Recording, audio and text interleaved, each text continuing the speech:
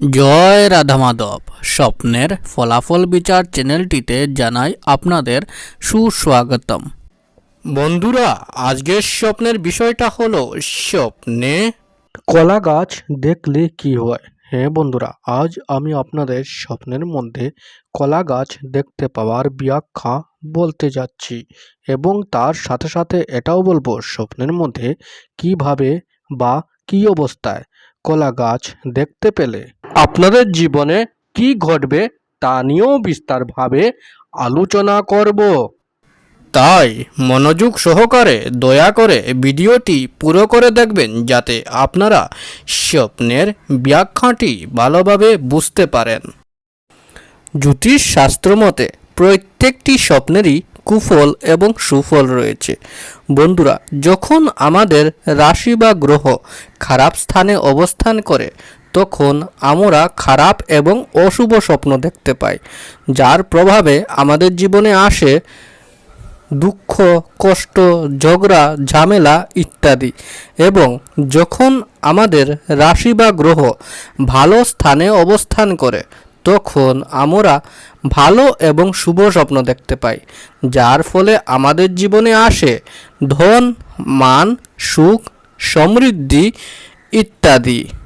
স্বপ্ন আমাদের ঘুমানোর পর তার দুনিয়াতে নিয়ে যায়।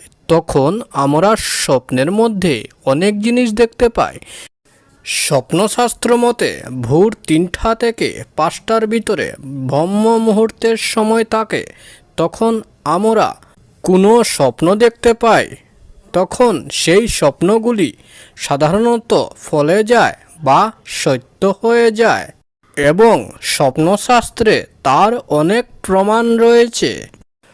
বন্ধুরা, স্বপ্নশাস্ত্র মতে প্রত্যেকটি স্বপ্নেরই কুফল এবং সুফল রয়েছে।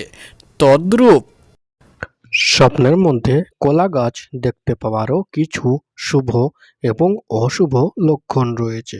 বন্ধুরা, আজ আমি আপনাদের স্বপ্নের মধ্যে কলা গাছ দেখতে পাওয়ার ব্যাখ্যা বলতে যাচ্ছি।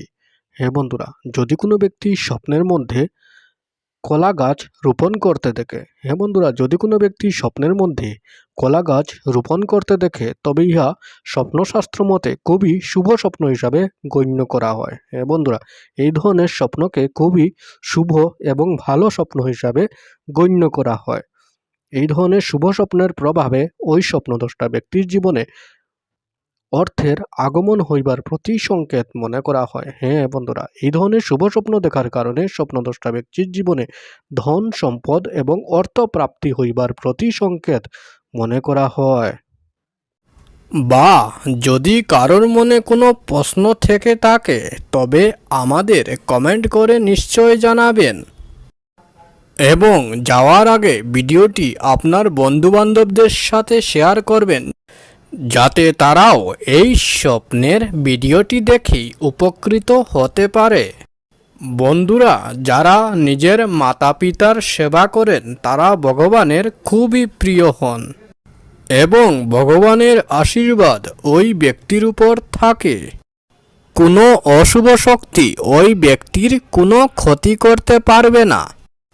বন্ধুরা, যদি আপনাদের এই ভিডিওটি ভালো লেগে থাকে তবে আপনার স্বপ্নের ফলাফল বিচার চ্যানেলটিকে লাইক, শেয়ার, সাবস্ক্রাইব নিশ্চয় করবেন।